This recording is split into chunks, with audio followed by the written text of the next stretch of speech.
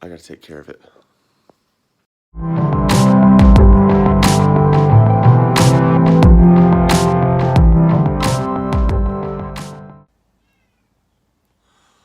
Last night, we had a 7.1 earthquake. So I didn't sleep very much. I actually was so tired. You can hear my voice from all the talking and preaching from translating last night.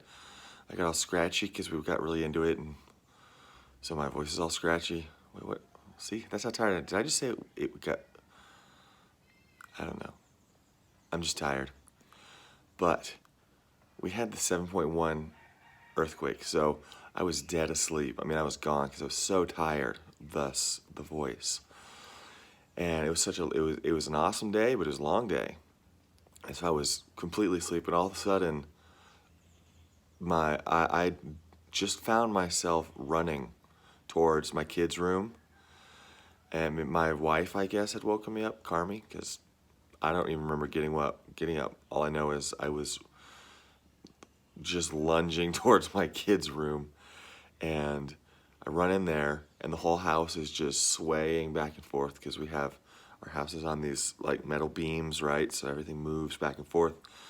And I just stood there kind of in a haze, like I don't know why I'm in this room right now, but I'm here, and the house is about to collapse or something. And I mean, we weren't in the epicenter of the 7.1 that happened near the Costa Rica border, but we got effects. We're not that far from it. And everything was fine. Nothing happened. We didn't even, you can see all my fancy trinkets from my travels over the years are all still here. None of them fell down or anything. So it's all great, but it was a pretty intense middle of the night, and then it was really hard to get back to sleep, and that happened at like midnight. So I had only been asleep for like an hour. And then it took me forever to get back to sleep, and just the rest of the night my son woke up again, and because he's having growing pains in his legs, so he woke me up at like 2 in the morning. And so I had to sit there with him and kind of massage his legs for a while, because growing pains are awful. I remember him. And Lucas, the youngest one. And then something else woke me up. Oh, then the power went out. And so we had a fan, and whenever the power goes out, my wife got up to go put on a little flashlight because my youngest one might get scared if he wakes up and the power's out. So there was a lot that happened last night. So it's going to be a good day. I got to make some breakfast casserole now. Probably won't show you guys all that this time like I did with the pancakes, because you can't really top the pancakes. But I got to make breakfast casserole now, so stay tuned. Okay, so I just made that last part like 3 seconds ago. I came over to wash my hands so I could start with my breakfast casserole. And I wash my hands, and I grab a rag to wash my hands, to dry my hands off, and look what was in the rag.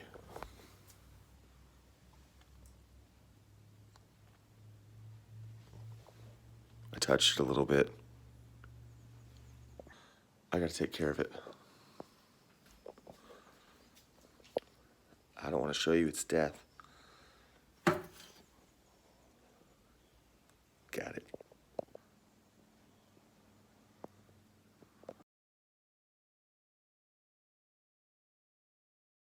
We're here at a church in Volcan called Lighthouse, which I was here for just a few months, just translating and singing on the worship team when it first started. And the Lord is constantly blessing this place with more and more ministry, and they're constantly growing. I'm going to show you just a little bit here, some of the upstairs. They have 80 children from the neighborhood for a ministry called Pan de Vida, which means bread of life, that they feed here. And we're actually going to be having dinner with those kids tonight. But I want to show you, this is I believe the dorm that they're making for teams.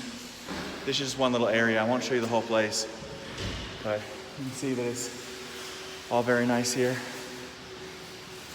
And I'll show you a little bit more. We're up here further in the mountains. So you got the view here.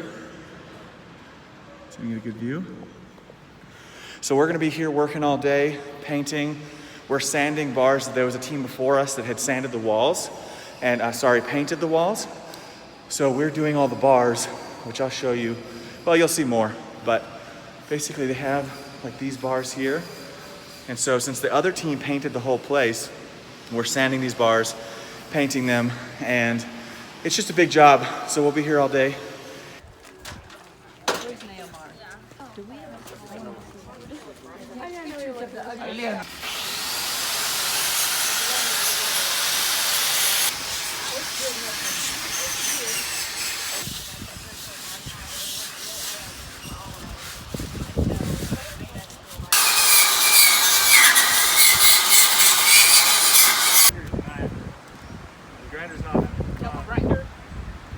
So I want to show everybody the high quality teamwork.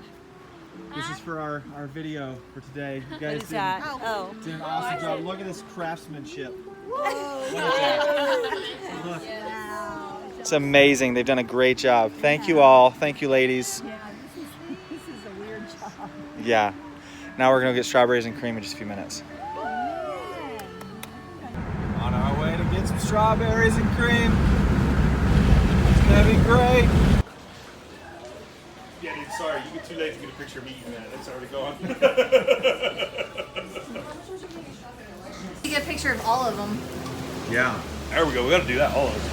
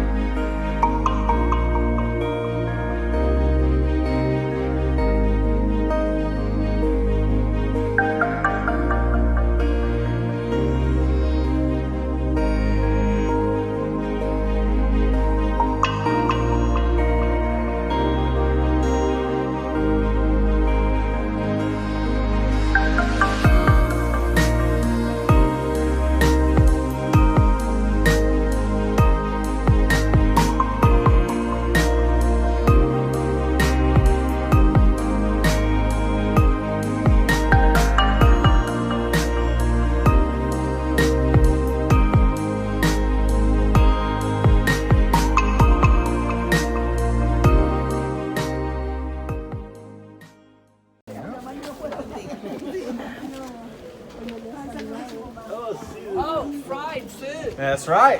Oh my. You're welcome to join us. I'm afraid if I go in, I'll eat it. Oh, you'll eat it. Come on in. Is there a way for us to wash our hands? There's a bathroom over here on the right. Hello.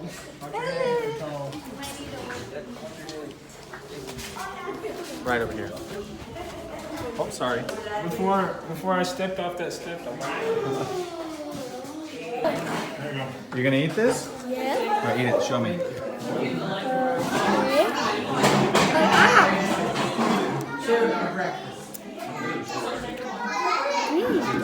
Good? we have 5:30 so I can eat syrup.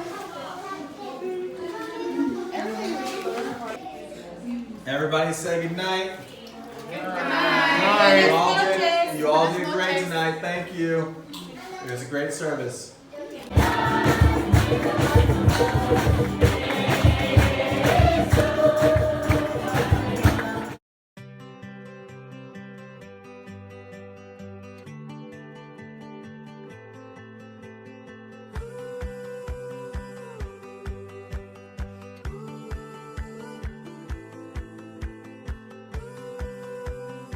The Missions Core course through Found Ministries is a 6-month missions boot camp for anyone called and that has a heart for missions.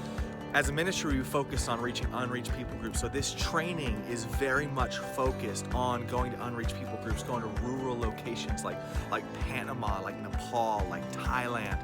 The school consists of 6 months broken up into 2 3-month blocks. So the first 3 months is the classroom phase, and those 3 months are also broken up into 3 different phases. So the first month is focused on identity, on character, on you as a person, your calling, your gift, your passions, and developing those. The second block of the classroom phase is all about your overview of missions, right? We talk about mission statistics, church history, unreached people groups, how to go into these locations, language acquisition, all about legal stuff like visas, and how to simply operate in missions and get a general understanding of missions and how to operate on the mission field. Your third block in the classroom phase is all about leadership, because what we do as a ministry, what Found Ministry does, is largely pioneer. We go into places where there's nobody else working and we start new ministries. So it's all about how to go from absolutely nothing in ministry, from going to a place where nobody's been before and developing into a full-blown ministry, preaching the gospel in many different aspects on the mission field. We talk about teamwork. We talk about how to work with people of all kinds of different personalities and giftings. The third phase is all about developing you as a leader. After the classroom phase, we go on a 3-month outreach. Our 2020 school is going to be in the nation of Panama, where you're going to be working with short-term teen children's ministries, working in hospitals, working with tribal people all over the nation of Panama for 3 months, where you will get all of the on-field training experience that you need. So if you have a call to missions and you have a call to unreached people groups, come join us in Found Ministries in the Missions Core course coming up in 2020.